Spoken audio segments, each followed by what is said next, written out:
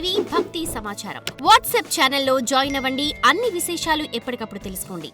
అమరరామం క్షేత్రం అమరారామ ఆలయం గుంటూరు జిల్లాలోని కృష్ణా నది ఒడ్డున ఉంది. ఈ ఆలయంలోని లింగాన్ని ఇంద్రుడు ప్రతిష్ఠించాడు. ఇక్కడ శివుడిని అఘోర రూపంలో పూజిస్తారు.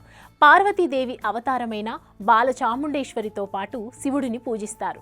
అమరేశ్వర ఆలయ గోడలపై ఉన్న 35 శాసనాలు ఉన్నాయి. అందులో మొట్టమొదటిది 11వ శతాబ్దం నాటిదని పండితులు అంచనా వేస్తున్నారు. కాలక్రమేణా భీమేశ్వర ఆలయాలతో సంబంధం ఉన్న ఇతిహాసాలు వాటిని అమరేశ్వర ఆలయంతో అనుసంధానించి ఉండవచ్చు. ఇక్కడి శివలింగం అత్యంత ఎత్తైనదిగా ఉండటం వల్ల అర్చకులు ఒక పీఠ మీద ఎక్కి ప్రతినిత్యం అభిషేకాలు నిర్వహిస్తూ ఉంటారు. ఇక్కడి శివలింగం పై భాగంలో ఎర్రని రంగు మరక ఉంది. ఆ మరకే రక్తపు మరక. శివలింగం రోజు రోజుకి ఎత్తుగా పెరుగుతూ ఉండటం వల్ల నిలిపేందుకు ఒక మేకును శివలింగం తల మీద కొట్టడం జరిగింది. శివలింగం పై భాగంలో రక్తం మరక ఏర్పడింది. నేటికి ఆ రక్తపు మరక ఉంది.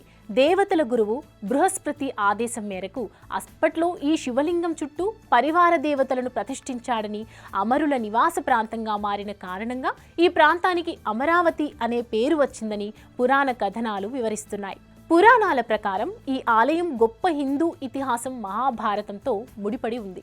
పాండవ యువరాజు భీముడు తన వనవాస సమయంలో అమరరామంలో శివలింగాన్ని ప్రతిష్ఠించాడని మరియు కురుక్షేత్ర యుద్ధంలో తన సొంత బంధువులను చంపినందుకు క్షమాపణ కోరుతూ తపస్సు చేశాడని నమ్ముతారు.